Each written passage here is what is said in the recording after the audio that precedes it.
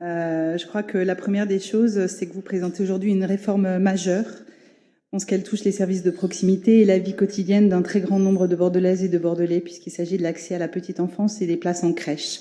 Vous nous avez fait une information détaillée en commission et vous nous dites que vous ferez un bilan à N+1. Moi, j'ai envie d'un peu plus. C'est une réforme vraiment importante. Vous aviez annoncé faire plus de justice sociale. Vous n'aviez jamais parlé du fait que vous alliez mettre un critère lié au revenu. Ça n'est pas anodin.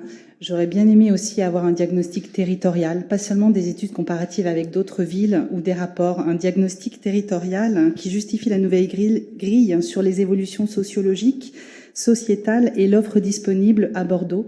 J'aurais souhaité également voir des échanges avec les représentants de parents dans les crèches. Vous avez parlé des organismes et des associations, mais je n'ai pas vu trace d'échange avec les parents.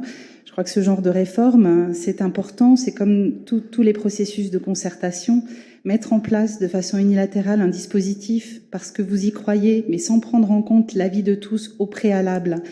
Sur ce sujet, le retour en arrière va être difficile. Voilà. Donc, je voudrais que les élus d'opposition aient accès à cette expérimentation, non pas au bilan dans un an, mais au fur et à mesure de l'expérimentation. Et puisque vous l'avez demandé plusieurs fois, je souhaiterais qu'un élu d'opposition puisse faire partie des commissions d'attribution en crèche. Vous l'aviez demandé de façon permanente. Je vous le demande aujourd'hui, au moins pour cette phase d'expérimentation. Le président de la République s'est engagé à faire de l'accueil des jeunes enfants un temps d'éducation accessible à toutes les familles et à tous les enfants. C'est le sens de son engagement présidentiel, tant dans le plan pauvreté que dans la réforme de la politique petite enfance, que d'orienter les critères d'attribution des places de crèche vers des règles plus transparentes et plus équitables. Parce que oui, l'accueil de la petite enfance constitue un levier efficace de réduction des inégalités liées à l'origine sociale, parce qu'il favorise la sociabilisation et le développement des enfants.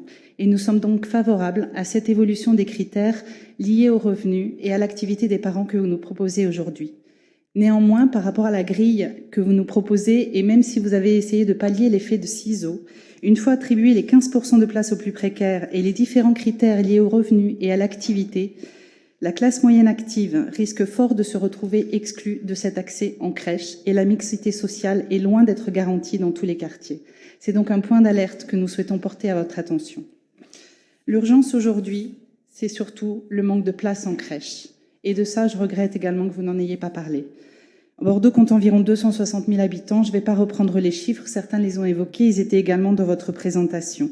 Faute de place et de construction de crèches, vous triez aujourd'hui. Mais au lieu de gérer la pénurie en priorisant, il faut absolument axer tout le travail sur l'augmentation de l'offre de places en structure collective, soutenir les autres formes d'accueil collectif, le développement des MAM dont on parle peu, les structures d'accueil familial, les réseaux d'assistantes maternelles.